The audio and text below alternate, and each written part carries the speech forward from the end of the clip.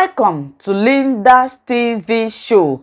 If it is your first time of stopping by, you like the channel and the video, please subscribe and put on your notification bell so that you will be able to know when I upload a new video. In this channel, I bring to you information across the globe, what is happening in the world, especially Nigeria. So after watching the video, your opinion, your contribution is highly needed.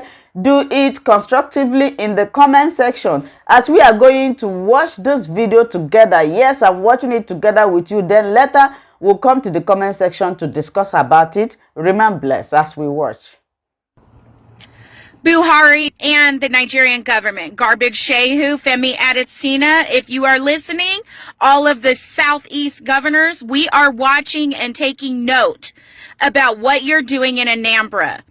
You are sending military people because you've staged and made up that IPOB is attacking police stations when it turns out that you all, the DSS, were attacking police stations and pretending and saying that it was IPOB who was not attacking the stations so that you could have a reason to cover up your silent slaughter again, even though you're putting Boko Haram and Fulani terrorists in the Nigerian military as cover. Now that your cover's been blown there, you found another cover to send DSS to attack police stations and kill police officers in Southeast and blame it on IPOB so that you can send the soldiers there to slaughter. And we know you're going house to house slaughtering people, innocent people, because we know it's a silent slaughter to slaughter every Biafran because they're in the way of you and the UK from taking over Nigeria.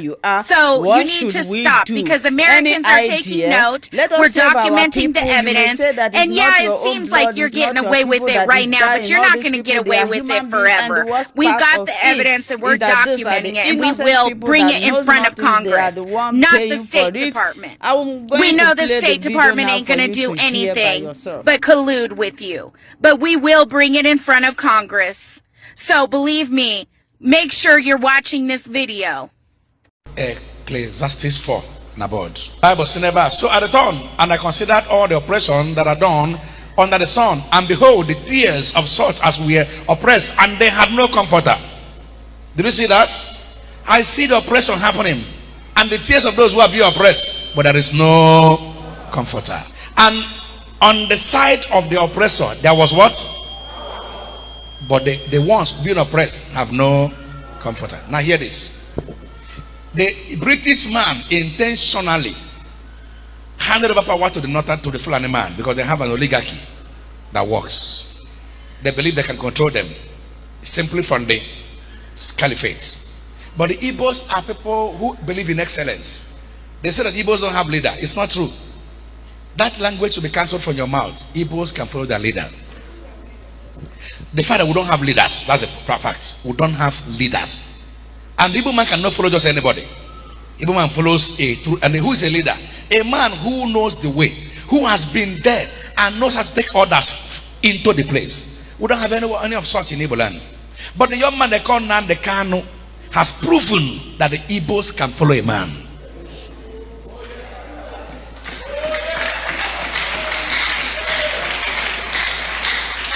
He proved it. That people can even go as far as dying for somebody, for their belief. The day I learned, I wasn't there.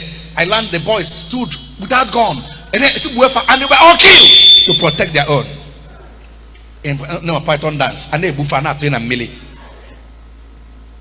Mandin kaba na poeba, basiafa bulu fodo. Tiyen fodo ebuje uno haja uno guna baniama. Bulu kwa haja bawo hatina milli. And we have governors who cannot say anything. Power is on the side of the oppressor. And those who are being oppressed are crying without comfort.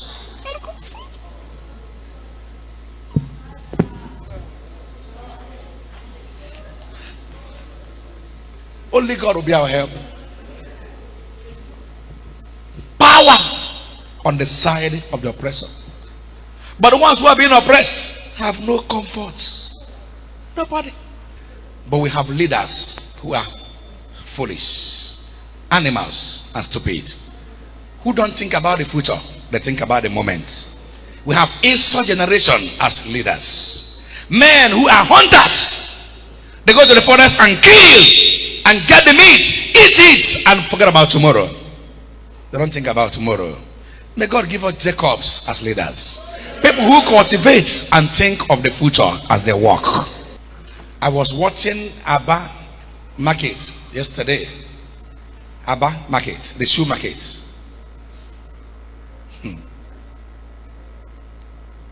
You could see young boys without their shirts making shoes. With no government support. No government support. You look at the plants they were using, old plant they paid for. Fuel it to make their shoes. Yet Nigerian government imported this past NYSC shoes from China. But our bad shoes are stronger than Chinese shoes. Instead of buying it from the Igbo man and make them rich, let's import it from outside. But you feel you're making them rich.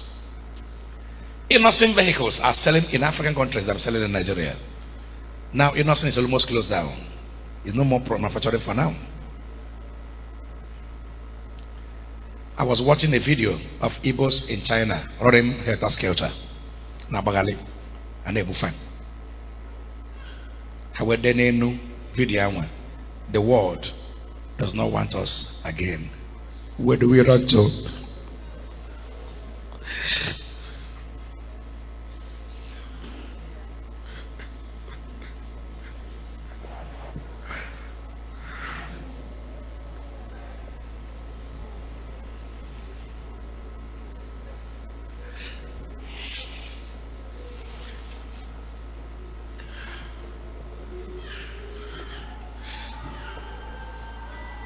Stand up. Cry to God and say, God, spare the Igbos. Oh Lord, spare your people.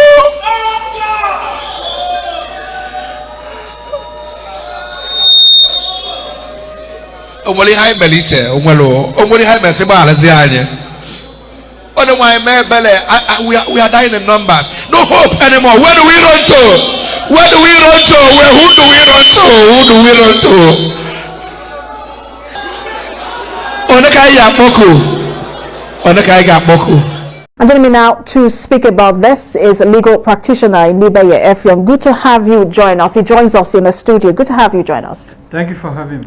So this issue has been on, the issue around open grazing and a ban of open grazing in the country. But now we're here, the headsmen under the auspices of the Mieti Allah Qatari, are now planning to take this case to court.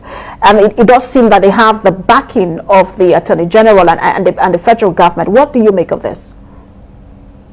It is a welcome development that the headsmen, in quote, maybe have now come to the realization that when people are aggrieved with actions of government, the proper thing to do is to go to court to seek redress, to ventilate their grievances, and not to resort to self-help by taking laws into their hands, killing people, destroying people's crops, and challenging institutions of states in a manner that is not recognized by law.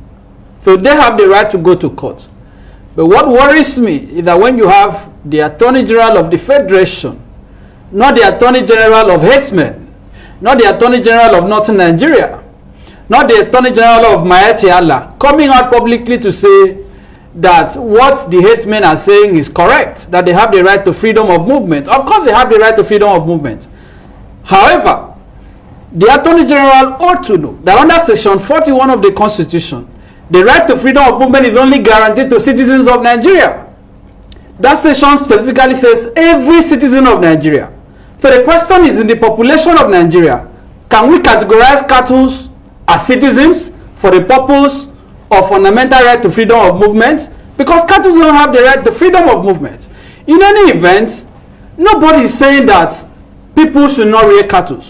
The argument is that what civilization requires, what necessity requires, what morality requires, in fact expediency, is that the era of going about with cattle moving from one part of the country is outdated. But we must also make the point that states have validly enacted laws, states in the south and Benue, of course, against open grazing. Until those laws, except those laws are invalidated, those laws are existing laws, the police have a constitutional obligation to enforce those laws.